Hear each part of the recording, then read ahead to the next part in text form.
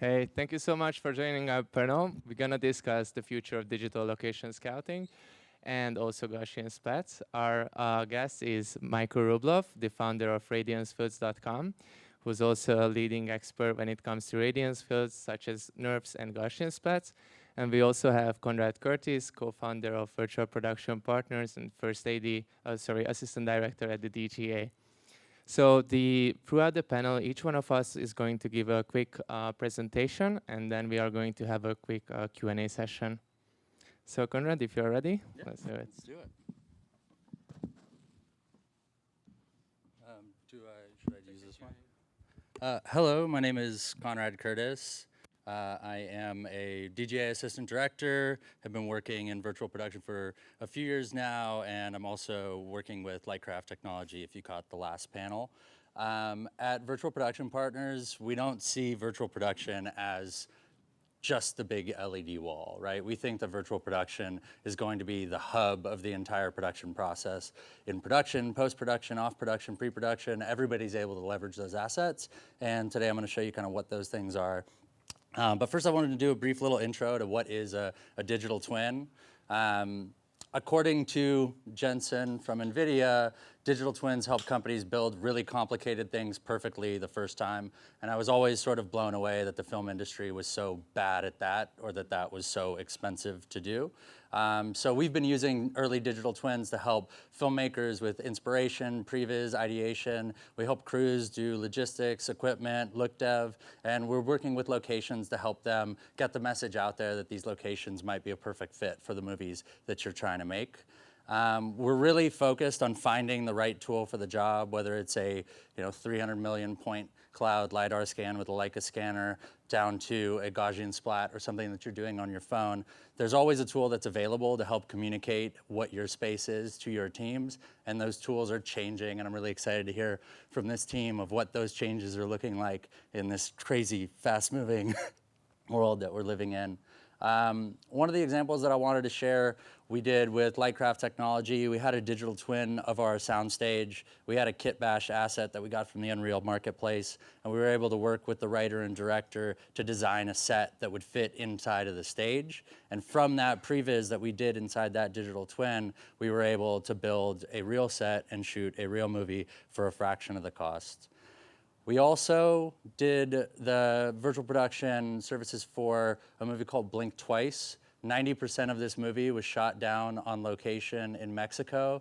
Getting to and from that location was really difficult. So we came in when they opened the production office, did a LiDAR scan of the entire resort, and then we just made that asset available. So the art department was able to use it to do their tech viz and previews. The previs department in their VFX department was able to figure out and solve for what they were capable of doing, and they ended up doing some reimagining of where a scene was going to take place inside of the movie.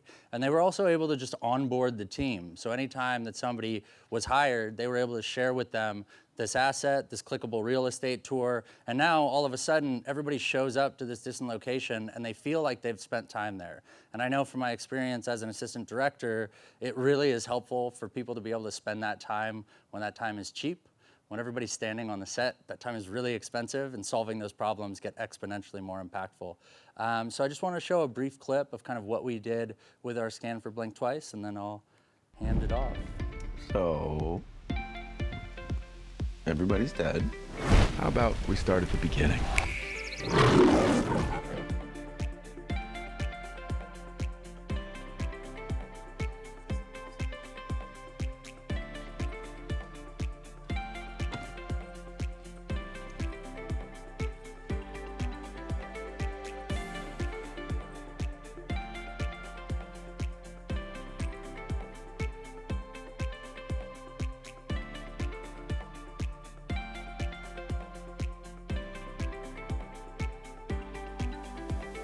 And a fun fact about that last beat, we found out that Blender was able to run 10 gigs of point clouds inside of it in real time on a laptop. So that was pretty surreal. We didn't know that that was possible. But yeah, with that, feel free to reach out.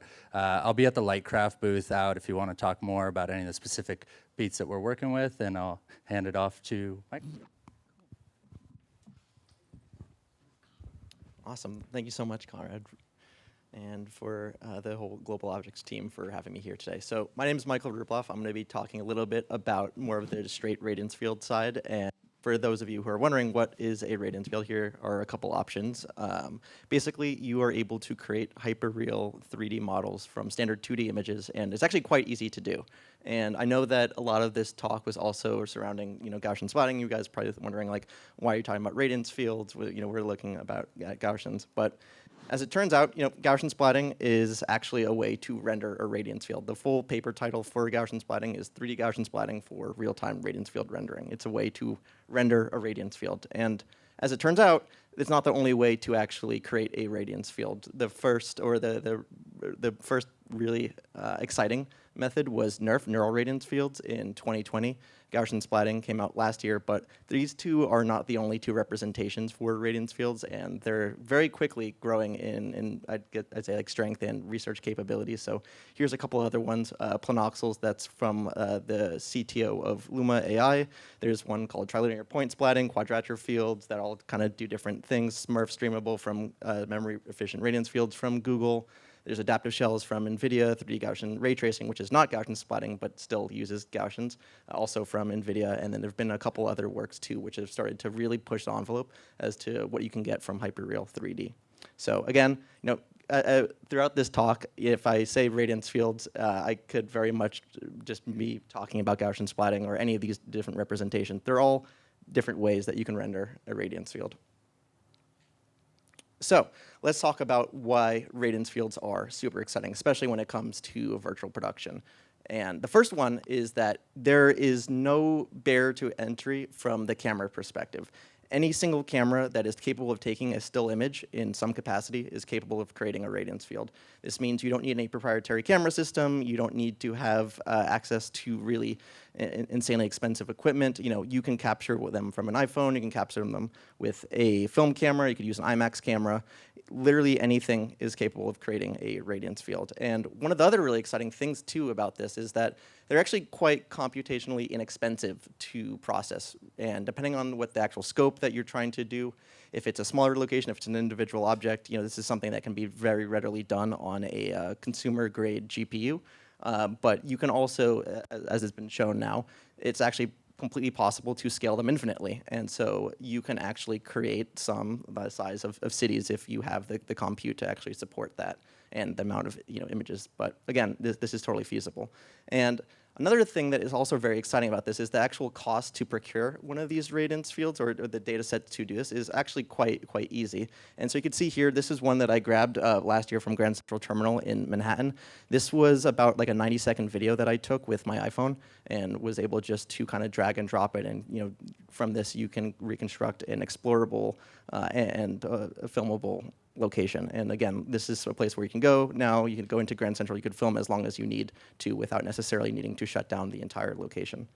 And again, it's based upon real-world data. So what you're seeing is actually what's occurring in the real world. So taking a look at some of the other advantages of radiance fields, you can take a look, see, like, compared to some other existing technologies, featureless white walls aren't necessarily a bottleneck, neither are the mirrors as well. You can go and shoot them, and you'll be able to actually still capture the world exactly as it occurs. And we're going to take a look at it in just another slide, but these are rapidly becoming completely integrated within industry standard workflows such as Unreal and Unity and Blender and Houdini. And we'll go through some of those in the next slide. But I've also been speaking to a lot of film directors who have been capturing radiance fields of their sets for even just like an insurance policy, where if they go and they know that they have a location, if they're going to be filming in a place like Grand Central and they've paid that price to shut it down for an extended period of time, they go and they capture it this way. If they need to revisit something in post, they already have it at their disposal. It's not something that they need to revisit again. And again, it's really quite interesting in that you can capture once and you can just continue to revisit and reuse infinitely. It's also quite sustainable too in terms of if you know that you want to film in Manhattan, but your crew is based here in LA, it really becomes a very easy way of bringing the location to where your team is already located, and you can really send people with not necessarily crazy gear. It's actually quite simple to capture a radiance field. This can be accomplished from, iPhones are actually tremendously great capture devices because they naturally have a really deep depth of field, and there's just very minimal camera settings that you would have to tweak to actually get a really good capture from this.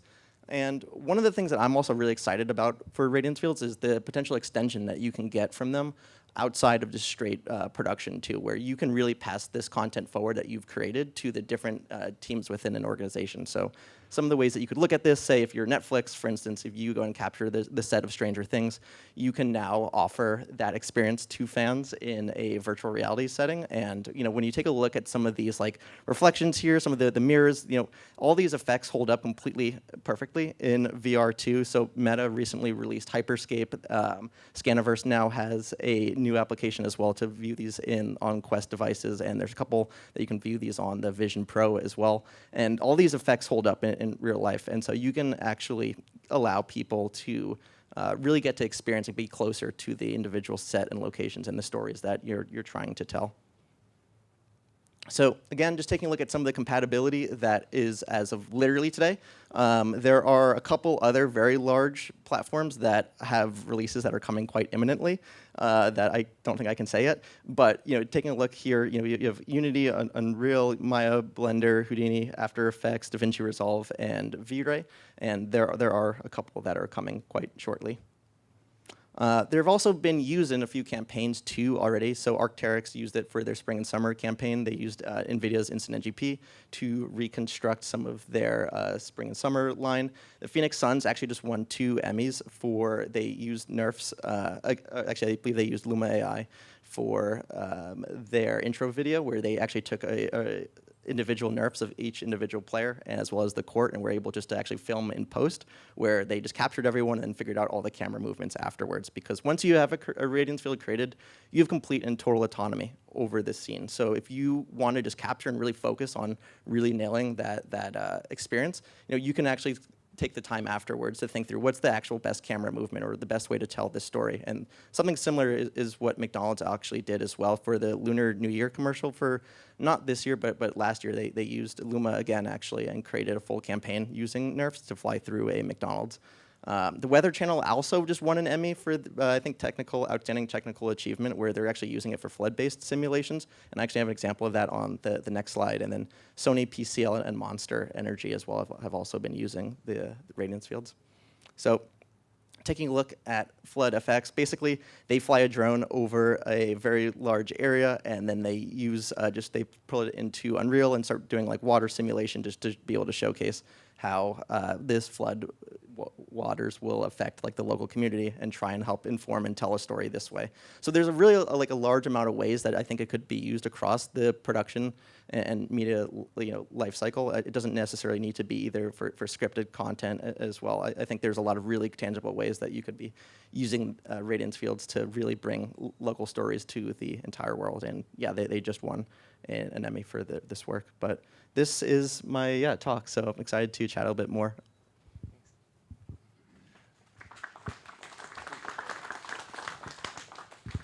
Thank you for the presentations and for the insights. So we at Global Objects are currently developing a workflow for virtual pre-production. Our Gaussian splat-based digital twins would enable creatives and filmmakers to plan out the whole shooting process in a more time and cost-efficient manner. So our goal would be to serve not only the VFX-heavy, big-budgeted shows, but also the independent TV shows and features that are planning to shoot on physical locations as well. So let me give you a super quick sneak peek in what we are working towards to. So basically, we do our scans with our partners, XGrid's handheld devices. These are SLAM devices, and the great thing about them is that the actual scanning process is super time efficient. what you can see here, this parking lot was scanned by me within 15 minutes. But in general, I would say that no location should take longer than 30 minutes to have the whole scan. And the great thing about once you have the scan, it's super easily shareable. So instead of sending out hundreds of 2D location reference photos, you can basically generate a 3D model for every location. And then you can just share that around. So another great thing with XGrid's devices is that they combine Gaussian splats with a laser scanner, so we can make measurements in our digital twins. And these measurements can be super useful for the art department, for unit, for location, basically almost every department in the production team. Once we have the scans, basically we can import our models into Unreal Engine, and in Unreal Engine we can facilitate virtual location scouting sessions, which is a great way for creatives to put on to immerse themselves into the locations virtually. So in a VR headset, they can walk around freely. They can freely experiment with new ideas. And try out different camera setups, different camera positions. You can select different virtual lenses. So it gives a big freedom for them without any big cost added. So once you have the virtual location scouting session, you can get out super useful reference photos. And from those, you can create basically storyboards, pre and tech visualizations. So basically, you can even create a 4D tech viz for every single scene in your production. And the great thing about that is that if things are so planned out ahead, on the day of the actual shooting, which is the expensive part of making a movie, the chances that there are going to be hiccups are a lot lighter. And then lastly, a couple of post-production applications. So as Michael mentioned, for set preservation, this is a great tool to use. So for example, if you are shooting a season and you just wrap season 1, while before you would strike the sets, we can just go in, quickly take a scan from the set, and you can use that, like in case there's a season 2 pickup for the series, the scans can serve as a great tool for the whole art department who will know exactly which prop belongs to where.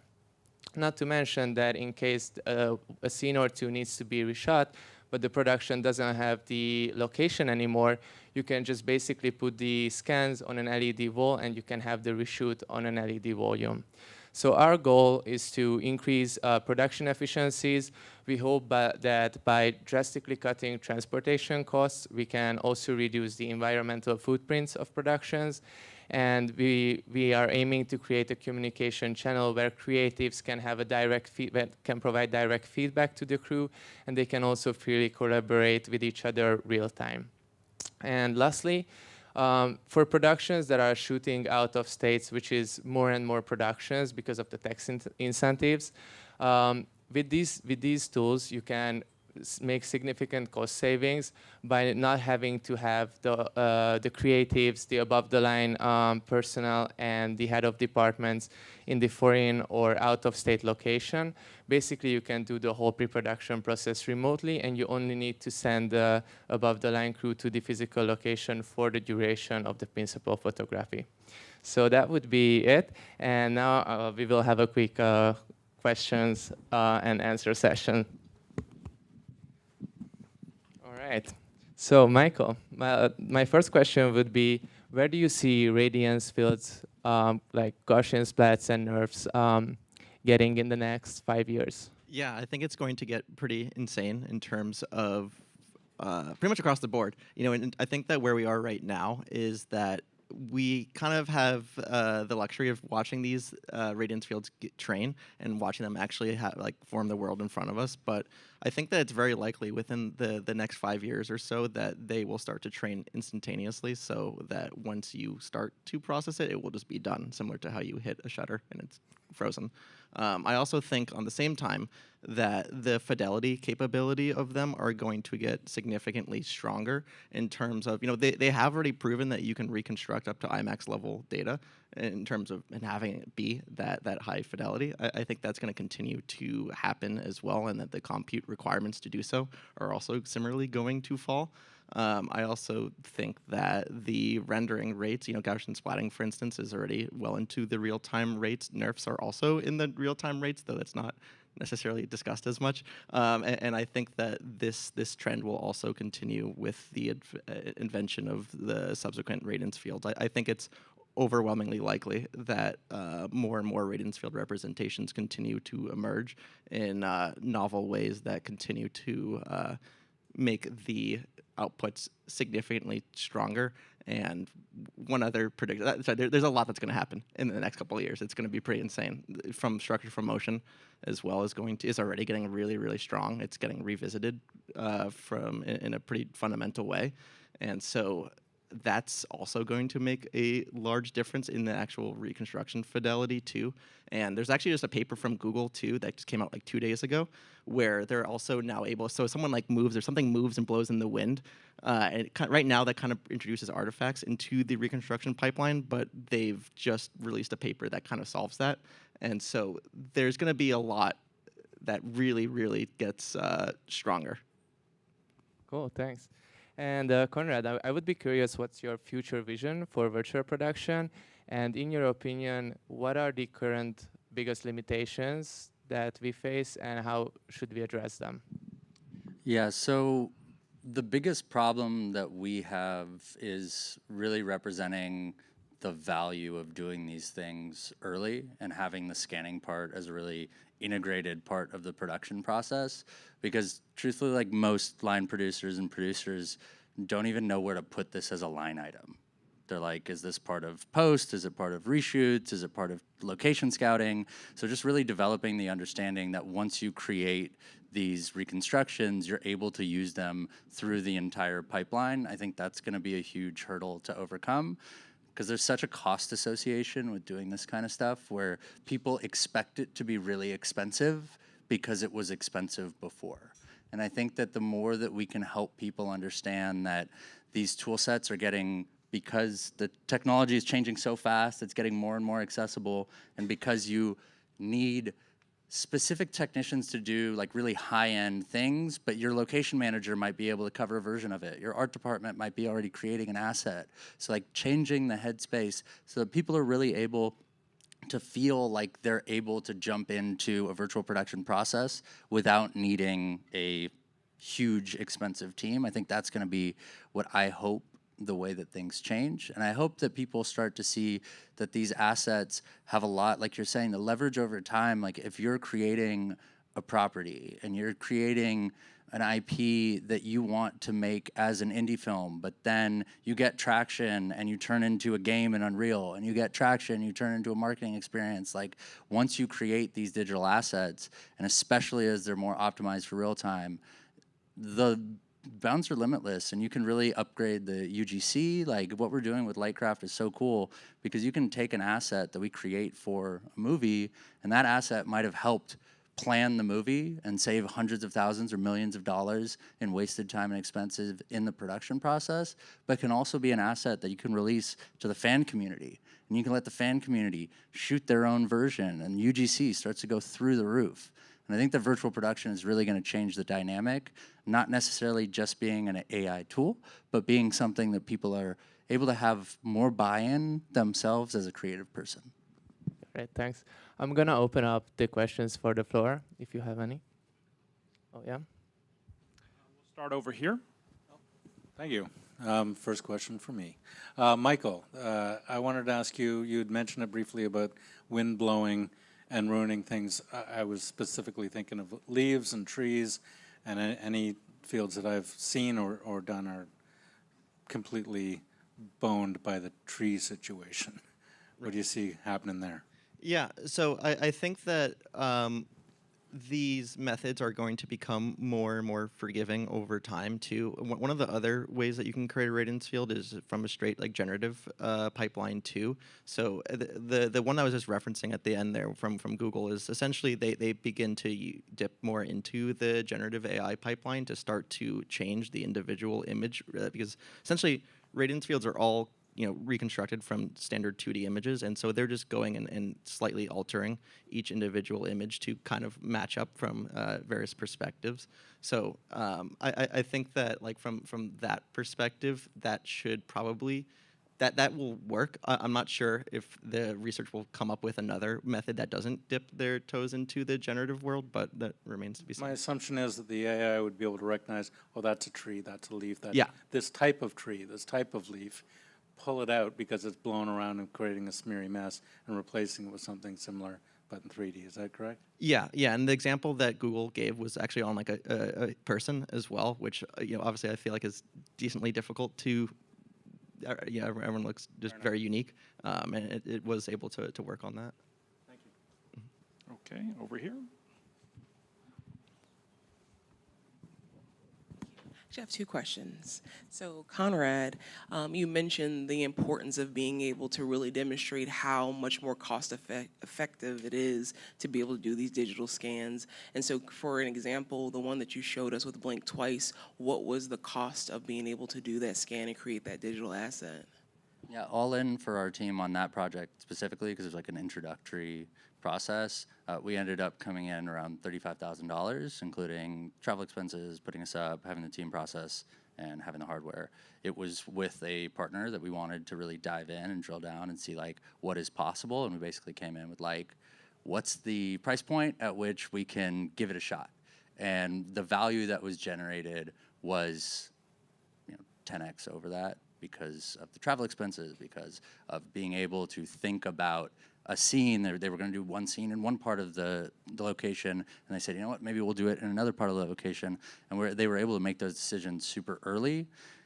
We can't even quantify how much money got saved in the thinking about traveling, or thinking about, like, the art department is always go back and taking measurements. Or work with a first AD who does a lot of indie stuff. He says the biggest waste of money in pre-production is driving to and from locations, because people just need to see it sometimes. And those are like unquantifiable sums of money when you track them out over the course of a production. And if you start to implement these teams as a part of your staff, as opposed to when something's a one-off and you have to scan something and you have to hire a team to do it, sometimes it costs enough money that you say it's probably not worth it. But when you start to embed these teams into the production process, and that's why we see virtual production the way that we do, the cost savings are exponential throughout the entire pipeline, because everybody says, oh, you know what? I need to figure out if this piece of furniture will fit through the door. I need to figure out what kind of lights I need in this scene. I need to put my tech viz of how this is going to work. If you have to hire out a company to do every single part of that, it gets expensive. But when you embed them into the department, now all of a sudden you're able to have much different conversations and you're able to get those huge results. Awesome, thank you. And my second question is for Michael, and it was in regards to your radiance scan that you showed us from New York, the train station with the phone.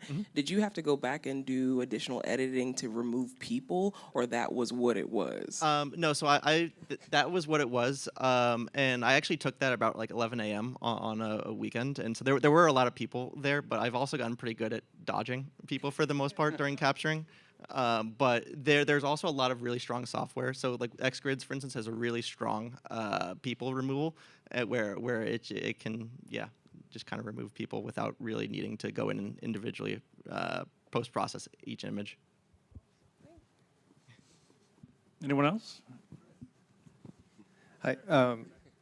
So first, for Conrad, I agree 100% with your process. I've tried pitching for years about, even with photogrammetry before radiance fields, whereas I think that by capturing on a scout day when you might have more access to get a drone or capture more easily quickly than on a shoot day, how you can leverage that through everything from pre-viz to shoot to post-viz, like all the way through. So 100% with you on that. But actually I have a question, I think it's Michael there. With the radiance, because I've been doing a lot with that these days myself, do you see the tools also evolving quickly for more on the generative side, wherein you could scan something, and let's say you have a building and it's going to catch fire or whatever as in a shot, and then you want to have a burned out version of it, being able to then use the Gen AI tools of that volume to change with a prompt-based engine to change the look or add and change the environment with that tool that can then drop right in on your shoot. Do you Yeah. see those tools also developing quickly? Yeah, I think that some of these tools are starting to emerge, even like at the very beginning now. There's a company called World Labs, which just started to like unveil some of the stuff that they've been working on across the last year or so, which is I think more targeted in like generative spaces. And I'm curious to see. I think they will continue to develop, and I think it should be feasible. I'm curious to see if World Labs will go down that route. We have another question over here. Yeah, you kind of posed this as a joke. What budget line item would you put these scans on? Not at all a joke. Okay, so answer the question. What line item? What would you tell a line producer to put it under? Would it be location scouting? So that's been one of the pieces of feedback that we're getting the most consistently is the location scouting. Okay, so you would start with location scouting and you'd say it's location scouting plus plus. Yeah, when it's a location scouting investment, you can quantify even on just like a tech scout day or what you're going to spend on your director scouts, those kind of pieces of the puzzle. And coming in with just that and then shutting up would probably win us the bid a lot more. You know, it's like there are so many people who, once they start to hear the scope of how impactful these tools can be, it feels too good to be true, even though we validated that it's not. So coming in saying that it is a location scouting feature, that's something that you're going to be able to get bulletproof for the run of show, will pay itself off 100%. Now, when you have that, and then everybody, we're trying to get into that workflow where people, once they have it, and every single department is asking for it, I'm very curious to see what those line producers say, because I think it'll change. Well, thank you, gentlemen. And let's give a big hand for our Gaussian SPAT panel.